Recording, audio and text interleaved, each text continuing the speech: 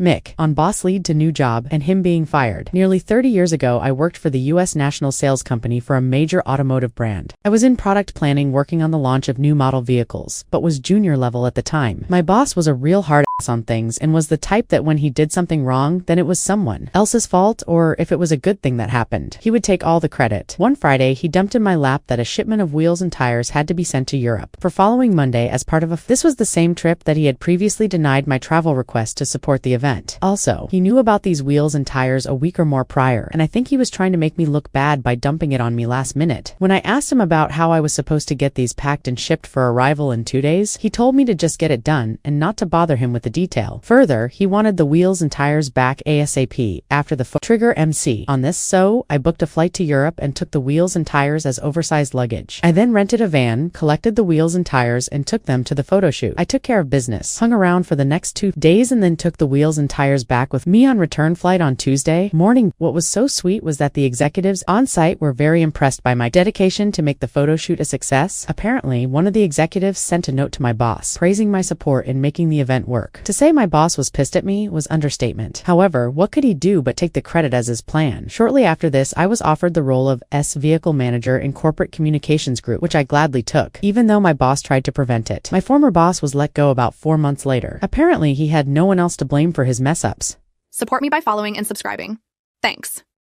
Undersupervised. Back when I was working in an FAA facility doing repair and overhaul, we had a boss who wanted to control everything. This boss came to us from the production side and did not understand why we were reactive in our work versus scheduled like production. Repair and overhaul is just that. We repair or overhaul parts that come back from the field, so cannot schedule it more than the customer lets us know it is broken and we say send it in type thing. Not the point, not the compliance, but giving you a little of how the mindset is. Anyway, about a month after said boss comes in, we have a customer representative who was talking to engineering regarding the product I was working on. The customer had a question regarding a specific failure we continued to see and wanted to talk to the technician me about it. So engineer brings customer to me and I answer customer rep's question. Should be easy, right? Wrong. Boss says I did not have the authority to answer the question and that customer should have been brought to him. Or quality assurance Q. At the next morning stand-up, boss reiterates to entire group that no one is to talk to anyone, not a part of our company, without either boss or Ka there for conversation. I asked for this in writing and got an email within minutes after the stand-up. Fast forward about a month. I am not talking to anyone without boss or Ka, and we have an ISO 9001 audit. The audit is scheduled, and somehow when the auditor is on the repair floor, no one is around but me. So naturally, I get audited. Should be easy, right? Auditor asks me what I am doing. I reply, I am not allowed to talk with personnel who do not belong to my company without my boss or QA present. Auditor asks me if I know who they are. I do. They introduce themselves as they came up to me. I let them know I have been given instructions and cannot talk to them. They ask me if I can show them the instructions. I had sent the email to the printer as soon as I knew I was going to be audited, so asked auditor to please wait 1 minute and went and got the email. Auditor thanks me and leaves. Next morning, at stand-up, boss comes in with regional management. Boss apologizes to us technicians and lets us know we are allowed to talk to people from outside the company without boss or QA. I raise my hand. Boss says email has already been sent. Found out from boss aide, boss was put on PIP personnel improvement program for this.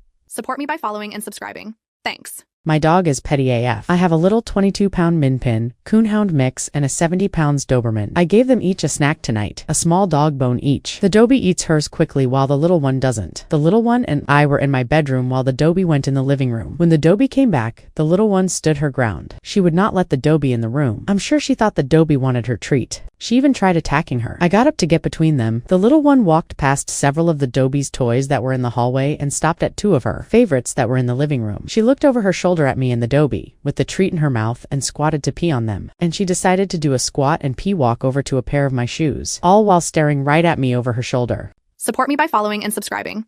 Thanks. WIBTA for refusing to bring $100 minimum to Thanksgiving. My family and I celebrate Thanksgiving every year with my siblings, parents, and their kids. Roughly 20 to 25 people, including kids. My family is only 2 people with 1 6-month-old baby. In the group chat, it was decided that my nephew would cook meat since he bought a grill. He also told us that we could bring the sides. He chose to spend $300 on meat. I messaged in the group chat that we would bring mashed potatoes. My sister responding that every family family has to bring $100 worth of food minimum or help my nephew pay for the meat. I'm not totally against the idea of bringing that much food, but just the way it was presented and the fact that it wasn't agreed to beforehand makes me upset. The following day in the group chat, my sister said, option 1, bring food enough for everyone, not just yourself. Option 2, help Thomas pay for meat, $100. Family. Option 3, help dad pay water bill, $200. Family, choose wisely. Upset. I responded with option 4, don't show up. AM. I being an asshole if I don't show up at all in protest to this $100 minimum rule. Update. I'm a teacher and she posted a picture of my salary she found online to shame me in the group chat. Definitely not going now.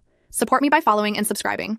Thanks. Right in the face. This was a long while ago in elementary school during summer break going into 3rd or 4th grade. I don't remember. During the summer, I attended this program where we played different sports all day. There was this girl who would always snicker or be like, haha, every time I'd miss throwing a ball, missing a goal, etc. It was hella frustrating. Mind you, I really didn't like messing up or losing at that time, so that girl was essentially putting salt in the wound. One day, I had enough, so I had planned to throw a dodgeball right in the face of this girl. Once I saw that opportunity, I channeled as much power as I could and threw it right in her face in the middle of the gym. Not only did it hurt her, but I think I broke her glasses. The fact no one caught me doing that is crazy. I lucked out big time. So when the instructors finally saw that she was hurt and asked who did it, I said nothing. I was also hella nervous for getting in trouble. The instructors made every single person stop the game to high-five her and apologize. I wasn't sorry at all. I find this story to be kind of funny because I'm not or never was a vengeful person like that. But at that moment, something snapped. Something inside of me. Support me by following and subscribing.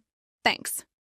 Aida for keeping a family cookbook that was previously thrown away. More than 10 years ago, my Sills mill passed away. The family cleaned out our house, took what they wanted, then decided to toss the rest. Before it was tossed, my Sill said to see if there was anything I wanted. All I could find was an old cookbook, which was in plain sight on the kitchen table. Fast forward to this year, when I posted a photo of my island with cookbooks all over it. I was looking for a certain recipe. My Bill saw the photo and his mother's cookbook, then demanded its return. I refused. The whole family is in an uproar. Half are on my side, half on his. I've had to block quite a few from being able to contact me as they were getting really rude. Aida for not returning it. If I hadn't taken it, was going to be thrown away. Relevant comments. Look and keep what you want 10 years later. No, not that. NTA, they're being ridiculous. You could offer to maybe let them copy the book or give them recipes if they want, but you're not obligated to give a look away that they specifically didn't want and let you keep for 10 years. Support me by following and subscribing.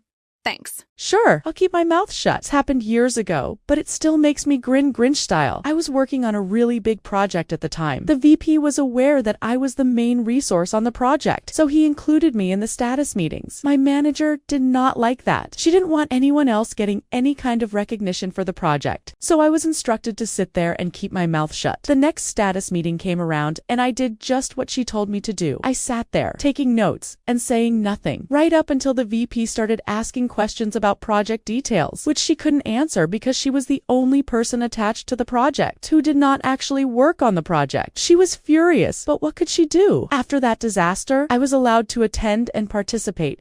Support me by following and subscribing. Thanks. Guy kept cutting in line at the coffee shop, so I made his morning routine miserable. There's a coffee shop I go to every morning before work. Small place, usually has a line of 5 to 6 people. There's this one guy who would show up, see the line, and then pretend to just remember he needed to ask the barista a question. He'd walk up to the counter, ask something stupid like what size the medium is, and then conveniently just order while he was already up there. He did this at least 4 times that I witnessed. Nobody ever called him out because, confrontation before coffee isn't worth it. So I started playing the same game. Whenever I'd see him walk in and start heading toward the counter with his I have a question routine, I'd quickly step out of line and beat him to it. Then I'd ask the most annoying, time-consuming questions possible. What's the difference between a latte and a cappuccino again? Do you have oat milk? What about almond soy? Which one froths better? Can you explain your whole pastry selection? And then I'd say, oh, actually, let me get back in line and think about it and go back to my spot. He'd be stuck standing there looking like an idiot. After about a week of this, he started just waiting in line like a normal person. Problem solved. Haven't seen him try to cut since? Support me by following and subscribing. Thanks. I'm smarter than you, Ricky. Back in school, there was this one kid in my class who always had to be the center of attention. His name was Ricky. There's always a Ricky. One afternoon in English class, Ricky was sat behind me. Ricky wasn't exactly academically inclined, and so on this afternoon, Ricky had decided that his entertainment was going to consist of him kicking the back of my chair at random intervals. I just ignored it for a while, but near the end of the lesson, my patience finally snapped, and I turned around and gave Ricky the middle finger. Immediately, Ricky started pointing at me and yelling at our teacher. Sir, he swore at me. He swore at me. Now, there's two things you need to know. Firstly, this was a Christian school in the mid-1990s. Swearing was a big deal. Secondly, in the UK, there used to be two different ways of giving the finger. One was the middle finger, and the other was raising the index finger as well in a V shape. Anyway, the teacher comes over to investigate Ricky's yelling. He looks over at me, and I immediately deny everything. The teacher sighs and asks me to follow him out of the room. Once in the hallway, he turns to me and asks again if I swore at Ricky. I continue my denials. Then he says, "Okay, but if you were going to give somebody the finger, how would you do it?" "Well, sir, I don't really know." "Teen," I reply, "please note at this point that butter wouldn't melt in my lying mouth. But if I was forced to, I guess." At this point, I reluctantly perform the two-fingered version for my teacher. Please note, this is not the one-fingered version I'd actually used. The teacher nods and sends me back into the classroom before calling Ricky out instead. I didn't get to hear that conversation, but I can only assume that Ricky was asked to describe how. I gave him the middle finger and that his answer was inconsistent with my own. After a couple of minutes, an extremely unhappy Ricky was forced to come back into the class and apologize to both myself and the whole class for causing disruption. How I managed to keep the smirk of my face, I'll never know. Relevant comments, clever teacher, absolutely true. Many years ago, I worked in an elementary school library, and right beside the library was a classroom with an adjoining door. I heard a commotion and went to see what was going on, and there were two boys fighting, one clearly winning. The losing fighter was a known bully. The teacher saw me in the doorway and went over to the fighters and made them stop. He took his time breaking it up, is all I will say. Similarly, many years ago in summer school, I was the subject of some verbal bullying, which rarely bothered me. One of the group decided to escalate and put hands on me. What the group learned that day is that I wasn't bothered because I could and would defend myself. I physically threw my assailant across the corridor into a wall, right in front of our teacher. He turned around and walked back into the classroom after nodding at me. In our school, the biggest bully was the principal's son. Unfortunately for him, he was an average-sized kid. The biggest kid in the class was a really nice guy and didn't like the bully. One day, the bully was harassing one of the tiniest girls in our class. The big guy walked over, grabbed the bully by his neck and the waistband of his trousers, and threw the bully out the open door. The bully flew over the walkway and hit the asphalt on the other side, just missing the lawn. He got a lot of scrapes and road rash, then ran off to daddy. When the principal came to investigate, nobody had a clue what he was asking about. Very true. In high school, I was teased constantly by a kid. He'd call me all kinds of names and follow me around. Eventually, I had enough. I told him exactly what I thought of him, curses included. Something about him being an irredeemable asswipe, and his mama would be ashamed to see his actions. Teacher was there, heard every word. The bully got a 3-day suspension for cussing. I didn't even get a verbal warning. Support me by following and subscribing. Thanks.